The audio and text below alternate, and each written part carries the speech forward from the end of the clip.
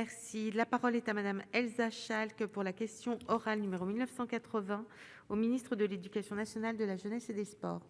Merci madame la présidente, madame la ministre. Ma question porte sur les modalités de financement des accompagnants des enfants en situation de handicap au sein des structures périscolaires.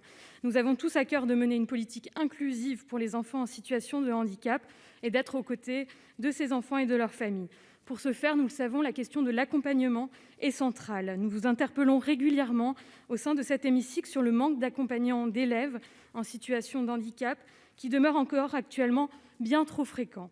Encore récemment, j'ai été interpellée par la maire d'Artolsheim dans le Bas-Rhin sur ce sujet. Actuellement, dans le sud du département, ce n'est pas moins de 80 élèves qui sont toujours dépourvus à ce jour d'AESH. Ce matin, je souhaite également relayer la motion d'urgence prise par la communauté de communes du canton d'Erstein, dans le Bas-Rhin, en décembre dernier, sur la question du financement dans les temps périscolaires. Il apparaît que, suite à une décision du Conseil d'État du 20 novembre 2020, le financement des AESH pendant le temps périscolaire, et notamment pendant la pause de midi, doit désormais être pris en charge par les collectivités territoriales et non plus par l'État. Suite à un courrier de l'Académie au mois de septembre, des maires du Bas-Rhin et des présidents de communautés de communes m'ont alerté sur les difficultés engendrées par une telle décision pour une application immédiate au 1er janvier de cette année.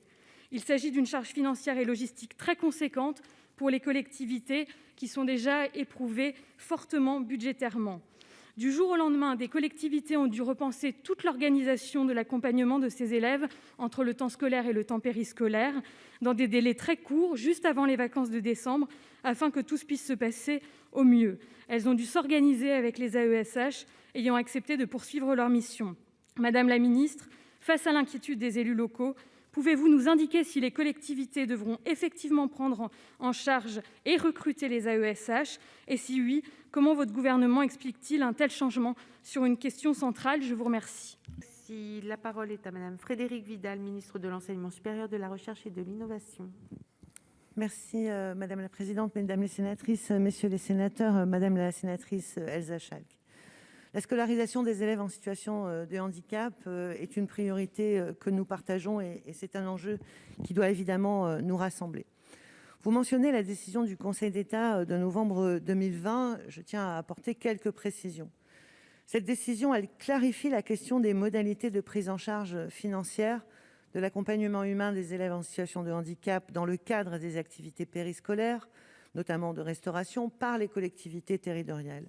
Et le Conseil d'État a jugé qu'il appartenait aux collectivités territoriales et non pas à l'État de prendre en charge l'accompagnement des enfants en situation de handicap lorsqu'elles organisent un service de restauration scolaire ou des activités complémentaires et périscolaires. Cette décision, elle clarifie le droit existant, elle n'a pas à proprement parler modifié ce droit. Mais depuis cette décision, évidemment, les services du ministère de l'Éducation nationale travaillent à sa mise en œuvre avec un seul objectif: garantir la continuité de l'accompagnement de ces enfants. Et pour que cette décision s'applique, il ne faut pas entraîner de rupture pour ces élèves.